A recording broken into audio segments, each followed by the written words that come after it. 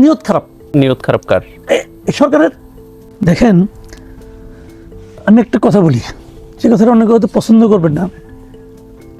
জুলাই নিয়ে অনেক সময় আমরা আলাপ করি না, প্রায় আলাপ করি, জুলাইয়ের চেতনা বলি না। আমার বিবেচনায় বাংলাদেশের এই রাজনীতির যে বিভক্তি বলেন, রাজনীতির যে পরস্পরের প্রতি প্রতিহিংসামূলক আচরণ, পরস্পরকে নিশ্চিহ্ন করার যে প্রবণতা, এই সব কিছুর মূলে হলো এই চেতনা শব্দটা। এই চেতনাটা যখন কেউ বলে, আমি তার মধ্যে একটা মতলব দেখতে পাই। যেই বলুক, মুক্তিযুদ্ধের চেতনা যখন বলে, যখন জুলাইয়ের চেতনা বলে, আমি যে বলে তার মধ্যে আমি একটা মতলব দেখতে পাই। সে এই কথাটা বলার মাধ্যমে আমাদের দেশটাকে বিভক্ত করতে চায়। এগুলো আমার অবজারভেশন।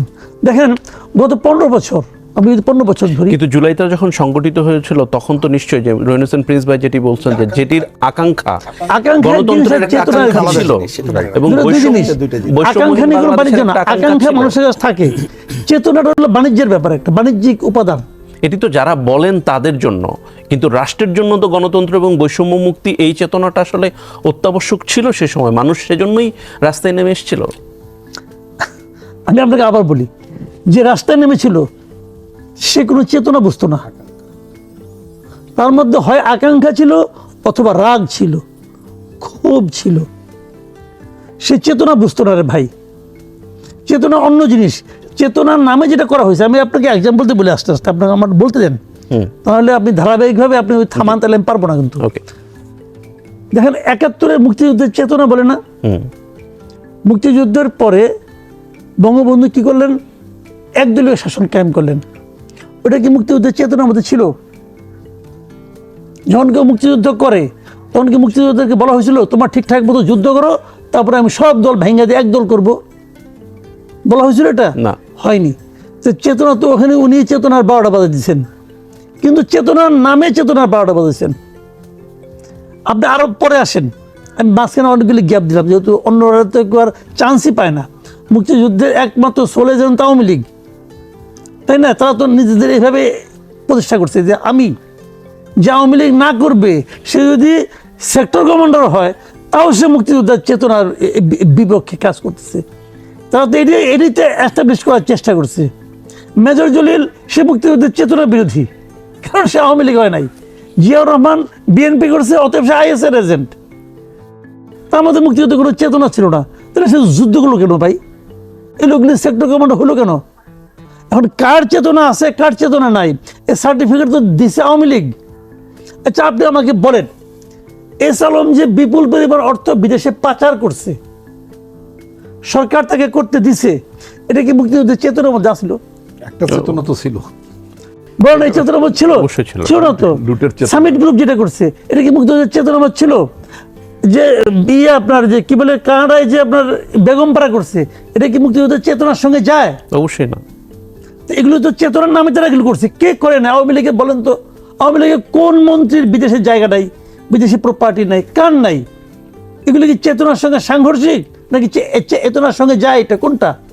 তো এরা চেতনার নামে চেতনাকে 12টা বাজে দিছে। একই জিনিস যখন আবার এই চেতনা আসছে, জুলাই চেতনা, এখন দেখেন জুলাই চেতনাধারী কিছু আছে, বেশি না, মাত্র 2 বছর আগে তাদের কি অবস্থা ছিল আর আজকে কি অবস্থা হয়েছে। জুলাইয়ের কি কোনো সোল এজেন্ট আছে? আছে, সোল এজেন্ট আছে তো। জুলাই যারা সোল এজেন্ট তাদের তো কোনো ভূমিকা ছিল না, আমি বলবো ওইভাবে। এরা কেউ গুলি খেয়েছে? কেউ খেয়েছে? এরা এখন সোল এজেন্ট হয়ে গেছে। এরা এখন মানে মেটিকুলাস ডিজাইনের মাস্টার মাইন্ড হয়ে গেছে। জুলাইয়ের চেতনা যেটা বলি আমরা, এটা যে পুরো একটা নাটক, একটা বাণিজ্য। এর বড় প্রমাণ হলো জুলাই অভ্যুত্থানের পর যে সরকারটা গঠন করা হয়েছে, তাদেরকে জুলাই আন্দোলনের সঙ্গে কোনো সম্পর্ক ছিল? একটা রিক্সাওয়ালার যে অবদান ছিল, একটা রিক্সাওয়ালার যে ভূমিকা ছিল, তার 100 ভাগের 1 ভাগ ভূমিকা কি ডক্টর ইউনূসের ছিল? আপনি আমাকে বলেন, ছিল? ছিল না তো। সে হয়ে গেল গিয়া জুলাই চেতনা বাস্তবায়নের জন্য দণ্ডমুণ্ডের কর্তা। কিভাবে সম্ভব? সে ওইখান থেকে বাইসা 3টাকে নিয়ে আসছে, যে 3জন নাকি মানে জুলাই চেতনা সিপাহ সালারের নামে পুরা ইয়াং জেনারেশনের ঐক্যটাকে ধ্বংস করে দিছে। এই 3টা, এই নাহিদ, আসিফ আর মাহফুজ, শেষ করে দিয়েছে ইয়াংদেরকে। তো এগুলি কি, এগুলি তো ইন্টেনশনে করে।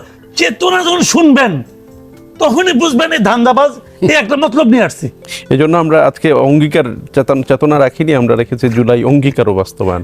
সেই জায়গা থেকে অঙ্গীকারগুলো যেগুলো ছিল জুলাই ছিল বলেন অঙ্গীকার স্পেসিফিক বলা ওকে, যেমন আজকে আমি বলি, আজকে কি আমরা জুলাই বলি না, আজকে জুলাইয়ের 2 তারিখ গেল। হ্যাঁ 2 তারিখ। Okay fine. আমি এখানে আসার আগে 2024-এর 2রা জুলাইয়ের পত্রিকাটা দেখতেছিলাম। ওই দিন দেশে একটা আন্দোলন হচ্ছিল। কি আন্দোলন জানেন? কোটা বিরোধী আন্দোলন। না, ওই দিন আপনার যে কোনো পত্রিকার ফ্রন্ট পেজ দেখেন, আন্দোলনটা ছিল হলো গিয়া যে সরকার, আওয়ামী লীগ সরকার বিশ্ববিদ্যালয়ের শিক্ষকদেরকে একটা পেনশন স্কিমের মধ্যে আনতেছিল। বিশ্ববিদ্যালয়ের শিক্ষকরা ওই পেনশন স্কিমে যাবে না, তারা এবং না যাওয়ার দাবিতে তারা কর্মবিরতিতে ছিল। ওই শিক্ষকগুলি কারা? সব কিন্তু হাসিনার পাচাটা। হাসিনার পাচাটা শিক্ষকরা বিশ্ববিদ্যালয়ের কর্মবিরতিতে গিয়েছিল, তাদের ওই পেনশন স্কিমে তারা যাবে না এই দাবিতে। এটা কিন্তু আন্দোলন ছিল সব একটা। তো জুলাই চেতনা কই? বিশ্ববিদ্যালয়গুলোতে তখন আমি ক্লাস বলছি বন্ধ ওই ছিল। জিনিসটা কিন্তু এরা পেয়ে গেছে বাই চান্স। যাক, আমি ওই আলোচনায় যাচ্ছি না। ঘটনা হলো জুলাইয়ে মানুষের মধ্যে তীব্র আকাঙ্ক্ষা ছিল কি জানেন? প্রথম আকাঙ্ক্ষা ছিল হাসিনাকে পা ফেলাইতে হবে, আর কিচ্ছু না। ওই যারা বলে না 9 দফা থেকে 1 দফা হয়েছে, 1 দফা কি? 1 দফা কি ডক্টর ইউনূসকে আনতে হবে? এটা না। 1 দফা কি আসিফ মাহমুদকে সমবায় মন্ত্রী বানাইতে হবে? না, তাও না। 1 দফা এটাও না যে মাহফুজকে মানে মাস্টার মাইন্ড হিসেবে যুক্তরাষ্ট্রের স্বীকৃতি দিতে হবে, ওটাও ছিল না। 1 দফা ছিল হাসিনাকে নামাতে হবে, আর কিচ্ছু না। ওইটাই হলো জুলাইয়ের মূল অঙ্গীকার, যে আমি হাসিনাকে চাই না, আমি এই স্বৈরাচারকে চাই না। মানুষ ওইটা বলতে আসছে। যেই মাত্র সে নামছে, চলে গেছে, মানুষ যার যার মতো ঘরে চলে গেছে।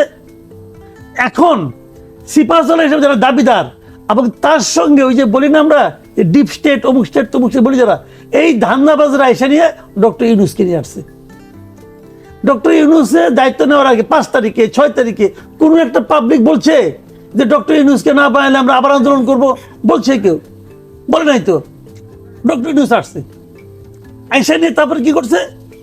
তার দোস্ত দোস্ত যারা আছে, বান্ধবী আছে, এদেরকে আইনে বিভিন্ন পদে বসাই দিছে। জুলাই আন্দোলন যখন চলে, তখন যে আপনি আন্দোলন কাজে যে বলতেন যে তোমরা ভালোভাবে আন্দোলন করো, যদি আন্দোলন সফল হয় তাহলে নূরজাহান বেগমকে আমরা স্বাস্থ্য উপদেষ্টা বানাবো, যেটা বলতেন, আপনি মার খেতেন ওইখানে। বলতেছে কে নূরজাহান বেগম, তাহলে স্বাস্থ্য উপদেষ্টা বানাইতে হবে। জুলাই আন্দোলনের মধ্যে কি নূরজাহান বেগম তাদের মাথায় ছিল?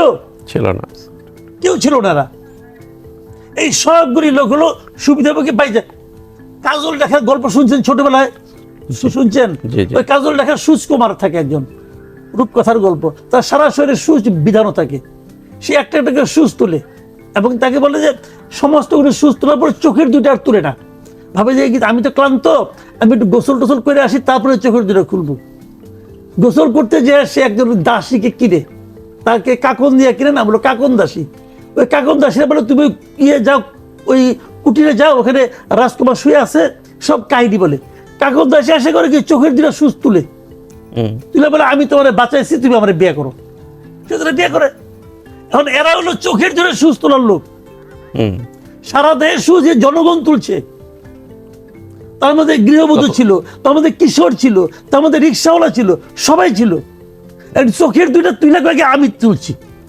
আরে বীর, যে পতনের পাচাগোষ্ঠের যে আওয়ামী ফ্যাসিবাদের পতন হয়েছে, সেই সরকারের পতনের সাথে সাথে মানুষের আকাঙ্ক্ষা মানে কি? মানবাধিকার যেন নিশ্চিত থাকে, মানুষের বিচারটা যেন মানুষ সঠিক বিচারটা যেন পায়, প্রশাসনগুলো যেন দলীয়করণ না হয়, এই আকাঙ্ক্ষাগুলো কি মানুষের ছিল না? অন্ততপক্ষে বাজারটা যেন, আইনশৃঙ্খলা পরিস্থিতিটা যেন স্বাভাবিক থাকে, নাকি শুধু হাসিনার পতন হওয়ার পরেই মানুষ শুধু ঘরে চলে গেলেন? দেখেন, এই দুটার মধ্যে না কোনো পার্থক্য নাই। পার্থক্য নাই কেন সেটা আমি বলি। ওই যে একটা মানে একটা গল্প বলি আপনাকে। একটা গ্রামে একজন লোক ছিল, তার আদব কায়দা খুব ভালো ছিল, এবং সবাই তাকে বলতো ভাই তুমি এত ভালো আদব কায়দা কার কাছে শিখলা? এটা আমি শিখছি বেয়াদবের কাছ থেকে। কীভাবে? আমাদের গ্রামে একজন বেয়াদব ছিল, আমি তাকে ফলো করতাম, সে যা যা করতো আমি ওইগুলো করতাম না, তাই আমি এখন অটোমেটিক হয়ে গেছে এটা। এখন মানুষের আকাঙ্ক্ষা কিছু জানেন, মানুষের আকাঙ্ক্ষা ছিল শেখ হাসিনা সরকার যা যা করে সেগুলো যেন না হয়, না করে, এক্স্যাক্টলি। সিম্পল, আর কিছু না। সে নিজেও জানে না সে কি চায়, সে খালি চায় যে আমি এটা চাই না, আমি ভোটের ক্ষেত্রে এইটা চাই না, আমি চাঁদাবাজির ক্ষেত্রে এটা চাই না, আমি আইনে শাসনের ক্ষেত্রে এটা চাই না, আমি বিচার বিভাগে এটা চাই না। তো এখন আপনি বরং মিলিয়ে নেন ওই সময়ের সঙ্গে এখন কি কি চেঞ্জ হয়েছে। আপনি যেগুলো যেগুলো চেঞ্জ না হয়েছে আপনি বুঝেন না, আমার বুঝেন কেন? আপনি বুঝেন না, আপনিও বুঝেন। হ্যাঁ, আমিও বুঝি। যেগুলো যেগুলো চেঞ্জ হয় নাই, মনে করবেন ওই জায়গায় জনগণের আকাঙ্ক্ষা মিটায়। যেমন ধরেন বিচার বিভাগ, হ্যাঁ, বিচার বিভাগ কোনো চেঞ্জ হয় নাই, পৃথক সচিবালয় করা হয়েছিল, সেটাকে ওটা তো নাই এখন, বিলুপ্ত করে দেওয়া হয়েছে। ওটা তো নাই। আমি অন্তর্বর্তীকালীন সরকারকে অনেক সমালোচনা করি, তারপরেও তারা তো কিছু কিছু কাজ করেছিল যেটা নাকি হাসিনার চেয়ে বেটার। হুম, তার বিচার বিভাগে আলাদা একটা সচিবালয় কাজটা শুরু করেছিল, হুম, ওটা হাসিনার আমলে যা ছিল তার চেয়ে বেটার ছিল, হয়তো আরো বেটার করা যায়, আমি না করছি না, কিন্তু ওইটাই চূড়ান্ত প্রাপ্তি আমি তাও বলছি না, কিন্তু ওইটার যদি এটা বেটার ছিল, কিন্তু এই সরকার কি করলো, ওইটা আগে বাদ দিল, বাদ দিয়ে বললো আমি বেটার করবো। ওকে আপনি করেন, খুব ভালো, এটা কিন্তু অত্যন্ত শুভ একটা আকাঙ্ক্ষা, তা আপনি আরো ভালো করবেন। তো আরো ভালো করতে যে আপনি ওটা যখন বাদ দিলেন তখন অটোমেটিক্যালি সবচেয়ে খারাপটা চলে আসতো না? হুম, সবচেয়ে খারাপটা। তো আপনি সবচেয়ে খারাপটা ধারণ করতে পারছেন, কিন্তু অধিকতর ভালোটা আপনি ধারণ করতে পারলেন না। আপনি বলতেন আমি এটা আরো চেঞ্জ করবো, আপাতত ওটি থাকলো, আপাতত যে পর্যন্ত অগ্রসর হয়েছে ওইখানে, কারণ ওখানে আপনার কাজ শুরু হয়ে গেছিল, হুম, ওখানে তো টাকা পয়সার ইনভলভমেন্টও হয়েছিল। লোকবল নিয়োগ হয়ে গিয়েছে। তাহলে আপনি যখন চেঞ্জ করলেন মানেটা কি? মানে আপনি চেঞ্জ চান না। আপনি মুখে যা কিছুই বলেন না কেন ভাই, আপনি বলবেন যে আমি একটা আধুনিক প্রাইম মিনিস্টার পাইছি, আপনি বলবেন যে আমার প্রাইম মিনিস্টারের মধ্যে অনেক চিন্তা ভাবনা আছে, আপনি বলবেন যে আমার প্রাইম মিনিস্টার অপচয় করে না, সব ভালো, কিন্তু নিয়ত খারাপ। নিয়ত খারাপ কার? এই সরকারের, প্রাইম মিনিস্টারের তো না। আমি তো সরকার, প্রাইম মিনিস্টার সরকার তো পার্ট, উনি হয় থামাতে পারছেন না, হয় থামাতে পারছেন না, অথবা থামাচ্ছেন না, এটা ওনার ব্যাপার, এটা নিয়ে তো আমার মাথা ব্যথা নাই। আমার মাথা ব্যথা হলো অ্যাজ এ হোল যে ঘটনাটা ঘটলো বিচার বিভাগ নিয়ে, সেটা তো আগের মতো রয়ে গেল। তো আগের মতো যেটা ছিল খারাপ, আমি তো সেটার পতন চেয়েছি, আমি তো সেটার পরিবর্তন চেয়েছি। পরিবর্তন কিঞ্চিত হয়েছিল, আপনি সেই কিঞ্চিত ট্রাই করার বাদ দিয়া আপনি আগেরটাই আনলেন, ভালো করলেন? করলেন না তো। আপনি দুদকে আপনি কি করলেন দেখেন, আমি দুদকটা আমি মনে করি, সবসময় মনে করি বাংলাদেশের যে কোনো সরকারের জন্য সবচেয়ে বড় চ্যালেঞ্জ হলো দুর্নীতি। এটা আমার বিবেচনা, আমি এভাবে ভাবি সবাই মনে করে। সরকারের জন্য। তো দুর্নীতি দমনের জন্য দুদকের একটা অধ্যাদেশ অন্তর্বর্তীকালীন সরকার করছিল।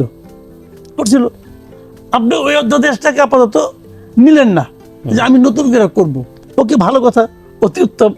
যখনই আপনারা অধ্যাদেশটা বাতিল করে দিলেন তখন কিন্তু হাসিনার আমলে দুদকের যে ফরম্যাট ছিল ওটা কিন্তু বাস্তবায়ন হয়, ওটা কিন্তু দাঁড়াই গেল যে এটাই আমার চলবে। এই সময়ে আপনি দুদকের চেয়ারম্যান এবং কমিশনার সবাই পদত্যাগ করলো। আমি তো বলতে পারবো না যে সরকার তাদের পদত্যাগ করাইছে, কারণ এটা তো একটা সাংবিধানিক বডি, এখানে ওনারা না চাইলে কিন্তু ওনাদেরকে বাদ দিতে পারবেন না। কিন্তু ওনারা ভদ্রলোক, যদি সরকার তাদেরকে বলে তবেই তারা পদত্যাগ করে, এবং যখন পুরা কমিশন পদত্যাগ করে, একজন না সবাই, তখন বুঝতে হবে এটা সরকারের প্রত্যাশা থেকে তারা করছে। এবং তারা বলেও গেছে যে আমরা আমাদের মতো চেষ্টা করেছি, নতুন সরকার এসেছে, তারা হয়তো অনেক কিছু করবেন, কাজে আমরা পদত্যাগ করলাম। সরকার কিন্তু অন্তর্বর্তীকালীন সরকারের সবাইকে পদত্যাগ করায় নাই। যেমন ধরেন আপনার বিডা আশিক চৌধুরী, তাই তো পদত্যাগ করতে পারে নাই, বলছে বলে নাই তো, রাখছে বড়। তাই তো সে কাজ করাবে। আবার ধরেন আপনার বিদেশি দূতাবাসে যুক্তরাষ্ট্রে এই যে আপনার গোলাম মর্তুজা, তাকে তো পদত্যাগ করতে বলে নাই, সে তো ইউনুসের বিশাল চামচা, তাকে তো পদত্যাগ করতে পারে নাই, সে রয়ে গেছে ওখানে। নিশ্চয়ই খেয়াল করেন, সেও রয়ে গেছে। আমাদের সাংবাদিকদের যে পিআইবি মহাপরিচালক যা আছে, এই ফারুক ওয়াসিফ নাকি ভদ্রলোক, ওনাকে পদত্যাগ করতে পারে নাই, কিন্তু দুদককে পদত্যাগ করতে বলছে। পুরা দুদক পদত্যাগ করছে। কেন পদত্যাগ করতে বলেন আপনি? যে আপনি এখানে ভালো লোক নেবেন, নিয়োগ করেন। নিয়োগও তো করেন না, আপনি তো নিয়োগও করেন না। আপনি ফেব্রুয়ারিতে ক্ষমতায় আসছেন, তারা মার্চে পদত্যাগ করছে। তবে এপ্রিল গেল, মে গেল, জুন গেল, 3 মাস ধরে ওটা টিম প্রতিষ্ঠান। যে প্রতিষ্ঠানটা সবচেয়ে গুরুত্বপূর্ণ সেটা টিম। আচ্ছা, এখন আপনি নতুন নিয়োগ করবেন, আপনাকে সার্চ কমিটি করছেন। এই সার্চ কমিটি কোন সিস্টেমে করছেন? হাসিনার সিস্টেমে করছেন। শেখ হাসিনা যে সিস্টেমটা করতো আপনি সেই সিস্টেমে করতেছেন, আপনি ওইটাকেই সর্বোত্তম মনে করছেন। আপনি যদি দুর্নীতির আগে সবচেয়ে বেশি গুরুত্ব দিতেন যে আমি দুর্নীতি দমন করব, তাহলে তো আপনি ইমিডিয়েট ওই কাজটা করতেন। আপনার তো লোকবল আছে, আপনার সংসদে আপনার সংখ্যাগরিষ্ঠতা আছে, আপনি আপনার 31 দফায় আপনার নিশ্চয়ই একটা দিক নির্দেশনা আছে আপনি কিভাবে দুদককে পুনর্গঠন করবেন। করতেন আপনি ওইটাই, অথবা জাতীয় ঐক্যমত্য কমিশনে একটা সিস্টেম করছে ওইটা করতেন, যে কোনো একটা করতেন। আপনি কিছুই করলেন না, আপনি হাসিনারটাকে ফেরত আনলেন, আইনে চুপচাপ বসে রইলেন। এটাই কি আমরা চেয়েছিলাম? এটা কি কেউ চেয়েছিল? এটা কেউ চায় নাই। এখন আপনি বলবেন এটা যে আমি অমুক জনকে দায়িত্ব দিয়েছি সে পারে নাই, সে যে পায় নাই এটা আপনি বুঝেন না? এটা বুঝতে আপনার 4 মাস লাগে? শুনুন, আমি একটা কথা বলি, আপনার সঙ্গে আমার খুব ভালো সম্পর্ক, কোনো সন্দেহ নাই, কোনো সন্দেহ নাই। আপনাকে আমি দায়িত্ব দিলাম যে ভাই আমার এই নতুন একটা গাড়ি কিনছি, আপনার সঙ্গে আমার খুব ভালো সম্পর্ক, এই গাড়িটা আপনি চালান, আমি চিটাগাং যাব। আপনি বললেন যে ভাই আমি তো গাড়ি চালাতে পারি না। আমি বললাম না না না, আপনাকে আমি বিশ্বাস করি পারবেন। আপনি শুরু করে দিলেন, ওই গাড়ি যাব, আপনি মরবেন, আমারও মারবেন, সবাই যাবে। তো আপনার বলতে হবে আমি উঠবো না, 1000 ধাক্কালো আমি ওই দায়িত্ব নেব না। আর যদি দায়িত্ব নেই আপনি, তাহলে আপনাকে গাড়ি চালানো শিখতে হবে ভাই। আপনি কত ভালো মানুষ এটা ইম্পর্টেন্ট না, আপনি কতটা সক্ষম সেটা ইম্পর্টেন্ট। কারণ আপনার অক্ষমতার উপর কিন্তু পুরা গাড়ির লোকের জীবন নির্ভর করতেছে, এইখানে পুরা দেশের মানুষের জীবন নির্ভর করতেছে। একেবারে পরিষ্কার। মাসুদুজ্জামান রিপন ভাই, আপনার কাছে অনেকগুলো অভিযোগই বলবো আমি। মাসুদ কামাল ভাই তুলে গেলেন যে আপনি বিচার বিভাগের যে ব্যাপারটি নিয়ে কথা হয়েছিল, বিচার বিভাগের ন্যূনতম একটা সংস্কার তো হয়েছিল অন্তর্বর্তীকালীন সরকারের আমলে, মন্দের ভালো, সেটিকেও বাতিল করা হলো। দুদকেরও যেটুকু অন্ততপক্ষে এসেছিল প্রস্তাব সেটুকু না নিয়ে পেছনে ফিরে যাওয়া হয়েছে, এবং সবচেয়ে বেশি মানবাধিকার কমিশন সংস্কারের 26-এর যে সংস্কারের প্রস্তাবটা দেওয়া হয়েছে সেটাকে টিআইবি আজকে বলেছে এটাও বিচার বিভাগ নিয়ন্ত্রণাধীন আরেকটা ঠুটু জগন্নাথ হতে যাচ্ছে। আচ্ছা, ধন্যবাদ আপনাকে। আমি প্রথমে আপনার বিচার বিভাগ নিয়ে কথা বলি না।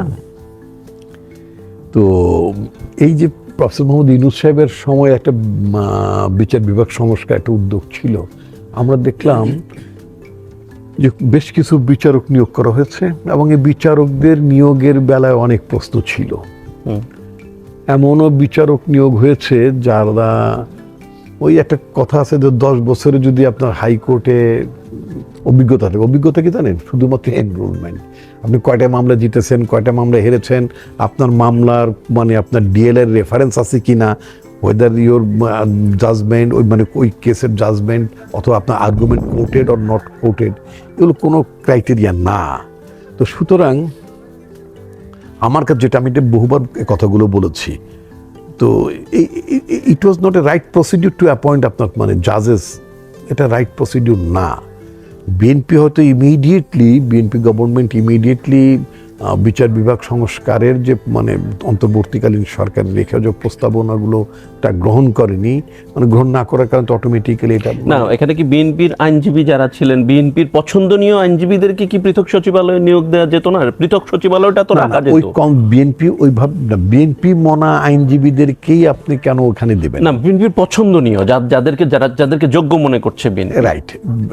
এটা আমি যেটা বলতে চাচ্ছি যে বিএনপি, যেটা ভেতরে খবর যেটা জানি, আমাদের ফরমার স্পিকার জমিরুদ্দিন সিরকার সাহেবের ছেলে নওশাদ জামির, উনি নিজেও এমপি, উনি এই বিষয়ে একটা পার্লামেন্টে একটা দীর্ঘ বক্তব্য রেখেছেন, বাইরেও কথা বলেছেন। বিচার বিভাগ নিয়ে বিএনপির একটা ভাবনা আছে এবং মোর রিফাইন্ড ওয়েতে, মানে রিফাইন্ড আওয়ামী লীগের মতো না, মানে রিফাইন্ড শব্দটা তো এখন পচে গেছে, তাই না? তো আমি বলছি যে আস্থা রাখতে পারেন তারেক রহমানের গভর্নমেন্টের প্রতি, আপনি আস্থা রাখতে পারেন। আমরা বিচারহীনতার সংস্কৃতির তো ভিকটিম, আমাদের পার্টির প্রধান বেগম খালেদা জিয়া ভিকটিম ছিলেন, আমি নিজেও বহুবার ভিকটিম। আমার জামিন ছিল, আমার জামিন কেটে আবার আমার জেলে ঢুকাইছে ওই বিচারক, কিন্তু এখন হাইকোর্টে ইমরুল কায়েস প্রবাবলি স্টিল আছে, মানে ম্যাডামকে তিনি বহু হয়রানি করেছেন। তো তো আমার কথা হচ্ছে কি যে আমরা একটা আমাদের গভর্নমেন্ট একটা বিচার বিভাগ সংস্কারের লক্ষ্যে সার্টেনলি একটা ভালো উদ্যোগ নেবেন, কারণ আমরা অনেক বেশি ভিকটিম ছিলাম, যাতে কেউ এরকম ভিকটিম না হন, বিচার বিভাগের স্বাধীনতা নিয়ে প্রশ্ন না তুলতে পারে বা মানে পলিটিক্যাল ইনফ্লুয়েন্স বলতে যাতে না পারে। আমরা একটা সম্মানজনক জায়গায় আমাদের সরকার বিচার বিভাগের সংস্কার করবেন। দুদকের বেলায় যেটা মানে প্রফেসর মোহাম্মদ ইউনূসের গভর্নমেন্টের সময় যাদেরকে দুদকে এনেছিলেন, তার নিঃসন্দেহে আমি বলতে চাই তারা বেশ কিছু ভালো ইনিশিয়েটিভ নিয়েছিলেন আনডাউটেডলি, তাতে কোনো সন্দেহ নেই। তারা অনেক দুর্নীতিগ্রস্ত মানুষকে, আপনার শেখ হাসিনার শাসনামলে যারা ব্যাপক দুর্নীতির সাথে জড়িত ছিলেন, এদের অনেককেই মোটামুটি মানে আনার তাদের খুব আন্তরিক ইচ্ছা ছিল, প্রচেষ্টা ছিল। তারা যেটা করেছেন সেটা খুব ভালো কাজ করেছেন। একটা নির্বাচিত সরকার আমলে speech should be like this, যে আপনি নতুন সরকারকে আপনি সুযোগ দেওয়া উচিত। যেটা মাসুদ কামাল সাহেব বললেন, যেহেতু এটা সাংবিধানিক সরকার, government cannot ask anyone যে তুমি রিজাইন করো, তুমি চলে যাও, এটা গভর্নমেন্ট বলতে পারে না, পার্টিকুলার সাংবিধানিক প্রতিষ্ঠানগুলোতে। সেই ক্ষেত্রে আমি বলতে চাই যে BNP government did the right thing. তারা মানে কাউকে বলেননি, বাট তারা voluntarily they tender the resignation. তারা ফ্যাসিলিটেট করতে চেয়েছেন যাতে নতুন গভর্নমেন্ট তাদের ভাবনায়, তাদের political commitment before the nation, তারা যেই প্লেজেসগুলো তারা দিয়েছে নির্বাচনের আগে, নির্বাচন স্থিরত ছিল, সুতরাং সেইটার আলোকে একটা পলিটিক্যাল পার্টি যখন নির্বাচনে অংশগ্রহণ করে বা জিততে হয়, তখন জনগণের সামনে, ভোটারদের সামনে তার কিছু প্রতিশ্রুতি, তার কিছু প্রতিজ্ঞা থাকে। সেই প্রতিশ্রুতি এবং প্রতিজ্ঞাগুলোর আলোকেই তার মানে করা, কি বলে এটাকে, রিড্র করা, রিডিজাইন করা, রিশেপ করা, তাদের অঙ্গীকারের অংশ। আমি এক্ষেত্রে আবারও মাসুদ কামাল ভাই তিনি রাইটলি তিনি তার কনসার্ন প্রকাশ করেছেন। আমি বলবো তিনি প্রকাশ করতেই পারেন, কারণ ঘরপোড়া কি বলে, ঘরপোড়া গরু সিঁদুরে মেঘ দেখলে ভয় পান। উনি ওনার যে উদ্বেগ, যে উৎকণ্ঠা, সেটাকে আমি রেসপেক্ট করি। উনি মানে এরকম দুশ্চিন্তা করতেই পারেন। তার মধ্যে দুশ্চিন্তা কি, এটা তো বাস্তবতাও বটে, ঘটনা তো এগুলো ঘটেছে। আবার আশিক চৌধুরী বা আরো যাদের কথা বললেন, এবং ওই যে পররাষ্ট্রমন্ত্রী সহ যাদেরকে বিএনপি চান নাই, তারা তো তাদের শপথে চান না, ব্যাপার না। বিষয়টা হচ্ছে কি, এটা সত্যি। একটা হচ্ছে যে প্রথমত হচ্ছে যে কনস্টিটিউশনাল পজিশনগুলোতে বিএনপি কাউকে চলে যেতে হবে এটা বলেনি, বিএনপি গভর্নমেন্ট এরকম বলেনি। আবার যারা কম্পারেটিভলি কন্ট্রিবিউট করতে পারেন, আশিক চৌধুরী তো কোনো পলিটিক্যাল পার্টি করেন না, তিনি অন্তর্বর্তীকালীন সরকার আমলে তিনি নিয়োগপ্রাপ্ত। ইভেন যদি আপনি আবার প্রসঙ্গ করবেন, ডক্টর খলিলুর রহমানের নাম আসবে। Doctor Khalilur Rahman serve the Yunus government as well as, but BNP government মনে করেছে, বিএনপি চেয়ারম্যান মনে করেছেন যে তিনি তার গভর্নমেন্টও কন্ট্রিবিউট করতে পারেন। কিন্তু অন্তর্বর্তীকালীন সরকারের আমলে আবার তার পদত্যাগও চেয়েছিলেন বিএনপির পক্ষ থেকে। ওয়েল, আমাদের কেউ চেয়েছিলেন, মানে সত্য আমি তো এটা বলবো না যে চাননি, কিন্তু আমি বলছি যে হেড অফ দ্য গভর্নমেন্ট, মানে যার government, head of the government, তিনি প্রুডেন্টলি চিন্তা করেছেন। আমি তার প্রুডেন্সকে রেসপেক্ট করতে চাই, আমি প্রাইম মিনিস্টার প্রুডেন্সকে রেসপেক্ট করতে চাই। তিনি নিশ্চয়ই ভেবেছেন যে ডক্টর খলিলুর রহমান তিনি দেশকে কিছু দিতে পারবেন। আমরা যদি রিসেন্ট আপনার ইউনাইটেড নেশন জেনারেল অ্যাসেম্বলির ইলেকশনটার কথা যদি চিন্তা করি, ওয়েল, আমরা 4 মাসের একটা গভর্নমেন্ট, নির্বাচন হয়ে গেল বোধহয় আরও 1 মাস আগে, তাই না? প্রায় 3 মাসের গভর্নমেন্ট। 3 মাসের একটা গভর্নমেন্টের সাধারণত ইউনাইটেড নেশন জেনারেল অ্যাসেম্বলির ইলেকশন করতে হলে এটা আপনার কয়েক বছরের একটা অ্যাটেম্প থাকতে হয়, লবিং থাকতে হয়, চেষ্টা থাকতে হয়, পারসুয়েশন থাকতে হয়, তাই না?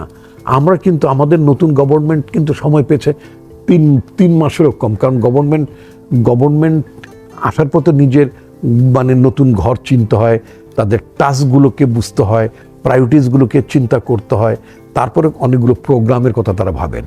এই ধরনের তার মানে আলটিমেটলি গভর্নমেন্ট ফর্ম করারও 1 মাস পরে, আলটিমেটলি উই গট 2 মান্থস, আমরা 2 মাস পেয়েছি।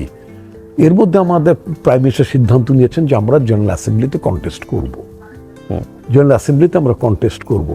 বাংলাদেশ কিন্তু প্রেসিডেন্ট জিয়াউর রহমানের শাসনামলে একবার কিন্তু সিকিউরিটি কাউন্সিলেও কিন্তু আমরা মানে মেম্বার নির্বাচিত হয়েছিলাম প্রেসিডেন্ট জিয়াউর রহমানের মানে তার তার মানে ইমেজের কারণে তিনি সেটা সক্ষম ঘটিয়েছিলেন। এবারও তারেক রহমান বাংলাদেশের জন্য একটা অ্যাডভান্টেজ ছিল যে আজকে আপনার আলোচনার বিষয় তো জুলাইয়ের আকাঙ্ক্ষা। এই যে বাংলাদেশে যে একটা পরিবর্তন হলো, বাংলাদেশের আপামর মানুষ, আমি মাসুদ কামাল সাহেবের বক্তব্যটা কয়েনিং করে বলতে চাই, yes it is the people, আবাল বৃদ্ধ বনিতা সবাই, কে না। এই যে ছবিগুলো আজকে একটা আমি ফেসবুকে রিলে একটা ছবি পেলাম, একটি ছেলে, মাসুদ কামাল ভাই, একটা ছেলেকে আমি দেখলাম, সে হেঁটে একলা একলা রাস্তা দিয়ে হাঁটছেন আর ওই হাইরেজ বিল্ডিং এর দিকে তাকিয়ে তাকিয়ে বলছেন, বাসিন্দাদের বলছেন। এই যে ছেলেটি, আমি তো তাকে আমার রাজনৈতিক দলের কর্মী হিসেবে তাকে চিহ্নিত করতে পারিনি, কিন্তু তিনি তো একজন সাধারণ যুবক, একজন সাধারণ তরুণ। এই যে একটা পরিবর্তন দরকার, সেটার জন্য তিনি বাসিন্দাদেরকে রাজপথে হেঁটে হেঁটে তিনি আহ্বান করছেন। এইটার এই যে এত বড় একটা পরিবর্তন সারা পৃথিবীকে, বাংলাদেশের পরিবর্তনটাকে সারা পৃথিবীকে নাড়িয়ে দিয়েছিল। কারণ প্রধানমন্ত্রী থেকে শুরু করে গ্রামের ইউনিয়ন পরিষদ চেয়ারম্যান এভরিবডি ফ্লেড, সব পালিয়েছে। এরকম পালানোর ঘটনা গত 100-200 বছরে হয়নি। এটা আপনি দেখবেন, কেউ পালিয়েছে, রাজা পাকসে পালিয়েছিল, আবার ব্যাক করেছে। আপনার নেপালের প্রধানমন্ত্রী পালিয়েছেন, তিনি আবার সরে গিয়েছেন, আবার ব্যাক করেছেন। কিন্তু আজকে প্রায় 2 বছর হতে চললো এই পলাতক লীগের পলাতক নেতা নেত্রীরা, এই পলাতক গোষ্ঠী ফেরত আসার দুঃসাহস দেখা যাবে না। মাঝে মধ্যে এটা আওয়াজ তুলে, এটা লজ্জা, এটা তো একটা লজ্জার বিষয়। একটা রাজনৈতিক নেতা পালিয়ে যান, এটা তো লজ্জার বিষয়। ওই লজ্জাটাকে কাটানোর জন্য মাঝে মধ্যে একটু কাশি দিয়ে বলেন আমরা কিন্তু আসছি, তাই না? তো আমি যেটা বলতে চাচ্ছি, এই যে প্রমিসেস প্লেজেস, জুলাইয়ের যে আপনার যে আকাঙ্ক্ষা, অ্যাসপিরেশন, আমি অ্যাসপিরেশন শব্দটাই বোধহয় খুব অ্যাপ্রোপ্রিয়েট মনে করছি আর কি। তো এখান থেকে তারেক রহমান সাহেবের নেতৃত্বে সারা পৃথিবীর মানুষের মধ্যে একটা উপলব্ধি এসেছিল যে বাংলাদেশ এত বড় একটা পরিবর্তনের মধ্যে দিয়ে গেল। বাংলাদেশ একটা ঐতিহাসিক নির্বাচন করলো, বাংলাদেশে একজন নতুন নেতা আসলেন, বাংলাদেশের নতুন নেতার তার যে প্রতিশ্রুতি, তার যে বক্তব্য, এগুলো তো রীতিমতো সারা পৃথিবীর মানুষকে আগ্রহ সৃষ্টি করেছে। এমনি ধরনের আমি প্রেক্ষাপটটার কথা বলছি, এই পরিবর্তনটা, নতুন নেতা নির্বাচন হওয়া, তারেক রহমানের কথা বলছি, নতুন নেতার আহ্বান, নতুন নেতার যে বক্তব্য বিশ্বব্যাপী বা পার্টিকুলার বিবিসিতে তিনি যে এইটা সারা পৃথিবীর রাষ্ট্রনায়কেরা তারা ভীষণভাবে নিয়েছিলেন। বাংলাদেশের ক্যান্ডিডেচারকে তারা রেসপেক্ট করেছেন।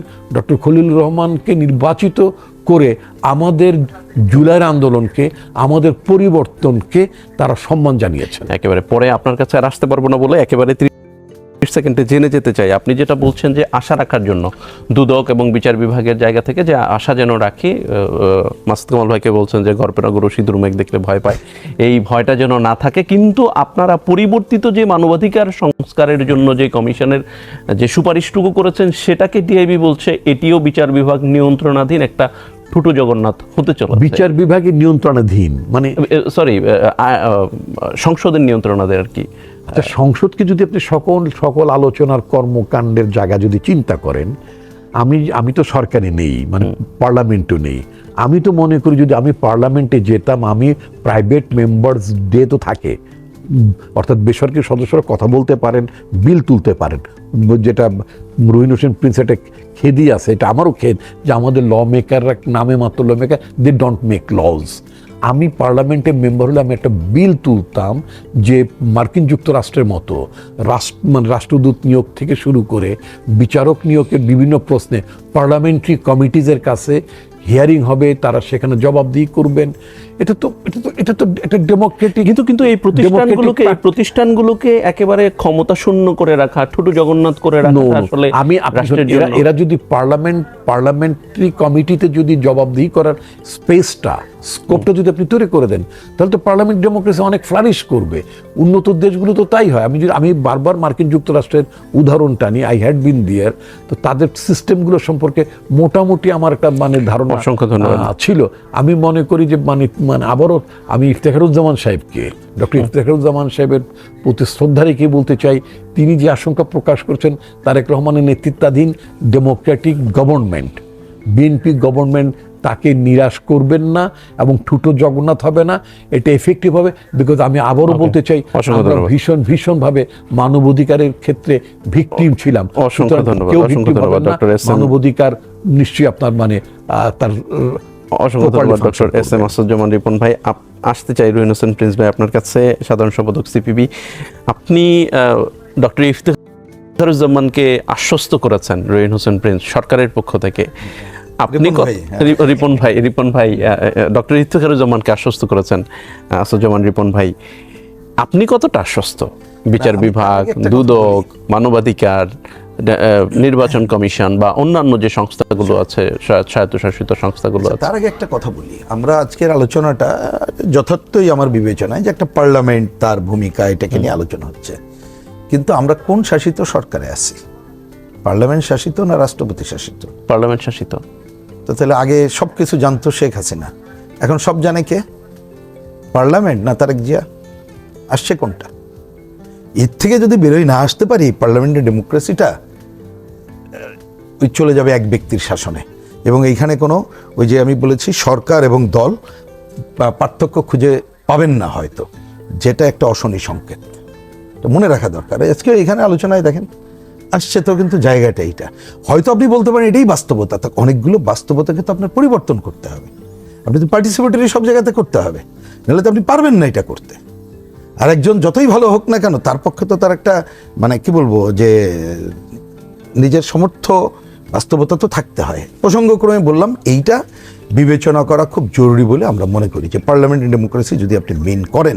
কিন্তু আমি তার আদল টাদল আগেও দেখি নাই কখনো, এখনো পর্যন্ত তার কিছুটা দেখতে পাচ্ছি না, এটা একটা বললাম। এবার আপনি আশ্বস্ত করার যেটাকে বলছেন, দেখেন এত দ্রুত আশ্বস্ত হওয়ার কোনো সুযোগ আছে বলে আমি এখনো দেখছি না। এখন বোঝেন তো, সব কথা এখনো হয়তো বা বলাটা যথার্থ হয় না, তবু আমি জাস্ট একেবারে 100% না বলে কিছুটা বলি। বিচার বিভাগ নিঃসন্দেহে এ কথাটা আমি সাপোর্ট করি যে আমাদের আলাদা সচিবালয়, তার পৃথকীকরণ, এগুলোকে তো সাপোর্টই করি আমরা। এবং প্রসঙ্গ করে আমার একটা তথ্য বলি, এটা জানেন হয়তো সবাই, যে শুরুতে এই যে ঐক্যমত্যের আলোচনার নামে যে 166টা প্রশ্ন নিয়ে যেটা আলোচনা হলো, আমি এটা ইন্ডিভিজুয়াল আলোচনার কথা বলছি, নট ওই জায়গায় তো 19টা প্রশ্ন আলোচনা করতে যে নানা ঘটনা, সেটা আমার প্রধান আলোচনা না। তার মধ্যে বিচার বিভাগ সংস্কার এবং দুদক সংস্কার, আমি যদি তথ্যপত্র নিয়েই যতটুকু জানি, এই দুইটায় যে প্রস্তাব করা হয়েছিল তার সামান্য কিছু বাদে প্রায় সব দলই ঐক্যমত্য পোষণ করেছিল। মানে জিনিসগুলো যেটা হয়েছে আমরা আমাদের দিক থেকে দেখেছি যে কিছু কিছু জায়গা ছাড়া কোনো ঐক্যমত অনৈক্যের জায়গা নাই। তা সেইটা তো অন্তর্বর্তীকালীন সরকারের সময়ও কিন্তু যথাযথভাবে তার আমি ওইটার আগে যে প্রতিফলন ঘটানো উচিত ছিল সেটা ঘটায়নি, এটা কারেক্ট। ওনার ওই পয়েন্টের সাথে আমি একমত।